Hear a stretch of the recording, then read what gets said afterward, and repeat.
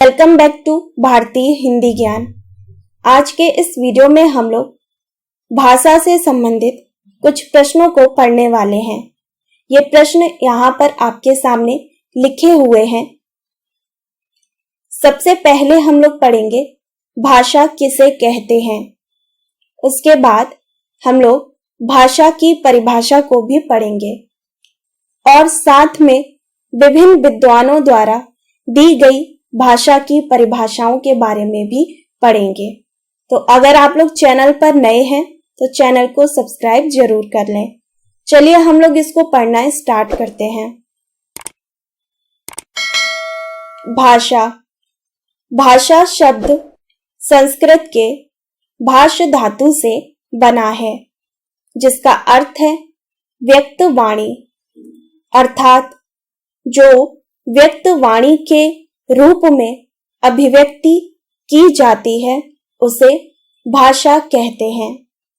चलिए हम लोग भाषा की परिभाषा को पढ़ते हैं। यहाँ पर भाषा की परिभाषा लिखी हुई है। भाषा वह साधन है जिसके माध्यम से मनुष्य बोलकर, लिखकर, पढ़कर एवं सुनकर अपने मन के विचारों को दूसरों को समझा सके और दूसरों के भावों को समझ सके, उसे भाषा कहते हैं। भाषा के माध्यम से व्यक्ति अपने विचारों का आदान प्रदान कर पाते हैं। यह है भाषा की परिभाषा। अब हम लोग पढ़ते हैं भारतीय एवं पाश्चात्य विद्वानों के द्वारा दी गई भाषा की परिभाषाएं। यहाँ पर मैंने जिन भी विद्वानों ने भाषा की परिभाषाएं दी हैं, सभी के द्वारा दी गई भाषा की परिभाषा को लिखा हुआ है। अगर आप लोगों को ये वीडियो पसंद आ रहा हो तो इसको लाइक जरूर करिएगा। यहाँ पर मैंने सबसे पहले लिखा हुआ है मैक्स मूलर के अनुसार। इन्होंने जो भाषा की परिभाषा दी है, इन्होंने कहा है भाषा और कुछ नहीं है, केवल मानव की चतुर बुद्धि द्वारा आविष्कृत एक ऐसा उपाय है जिसकी मदद से हम अपने विचार सरलता और तत्परता से दूसरों पर प्रकट कर सकते हैं और जो चाहते हैं कि इसकी व्याख्या प्रकृति की उपज के रूप में नहीं बल्कि मनुष्यकृत पदार्थ के रूप में करना उचित है। मैक्स मूलर ने भाषा की ये परिभाषा दी है। यहाँ पर लिखा हुआ है पतंजलि के अनुसार। इन्होंने जो परिभाषा दी है, इन्होंने बताया है कि जो वाणी वर्णों में व्यक्त हो उसे भाषा कहते हैं। इन्होंने बहुत ही कम शब्दों में भाषा की परिभाषा बताई है। यहाँ पर देखिए लिखा हुआ है हेनरी स्वीट के अनुसार ध्वन्यात्मक शब्दों द्वारा विचारों का प्रकटीकरण ही भाषा है। इन्होंने भी कम शब्द में भाषा की परिभाषा दी है। चलिए अब हम लोग नेक्स्ट देखते हैं। ओतो येसपर्सन के अनुसार मनुष्य ध्वन्यात्मक शब्दों द्वारा अपना विचार प्रकट करता है। मानव मस्तिष्क वस्तुतः विचार प्रकट करने के लिए ऐसे शब्दों का निरंतर उपयोग करता है। इस प्रकार के कार्यकलाप को ही भाषा की संज्ञा दी जाती है। यह परिभाषा इन्होंने दी है। चलिए अब हम लोग नेक्स्ट पढ़ते हैं।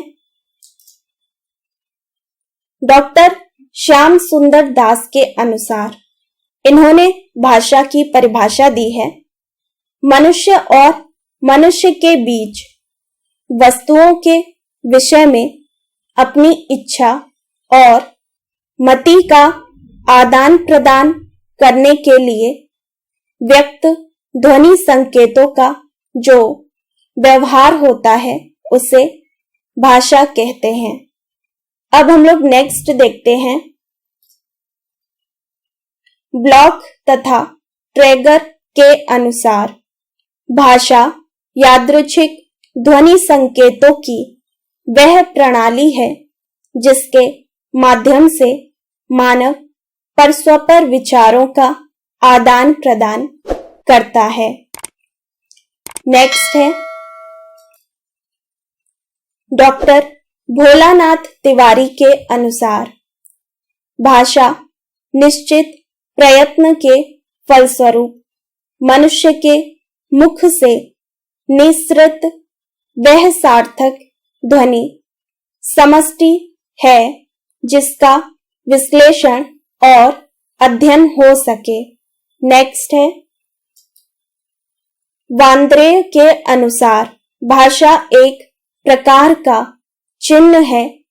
चिन्ह से तात्पर्य उन प्रतीकों से है जिसके द्वारा मनुष्य अपना विचार दूसरों पर प्रकट करता है। ये प्रतीक भी कई प्रकार के होते हैं, जैसे नेत्रग्राह्य, श्रोतग्राह्य एवं स्पर्शग्राह्य। वस्तुतः भाषा की दृष्टि से श्रोतग्राह्य प्रतीक ही सर्वश्रेष्ठ है। नेक्स्ट है सुकुमार सेन के अनुसार इन्होंने भाषा की परिभाषा दी है। अर्थवान कंठोद्गीर्ण ध्वनि समष्टि ही भाषा है। नेक्स्ट है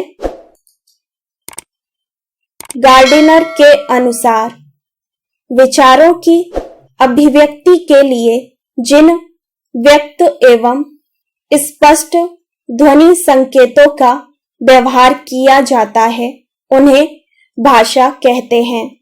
नेक्स्ट है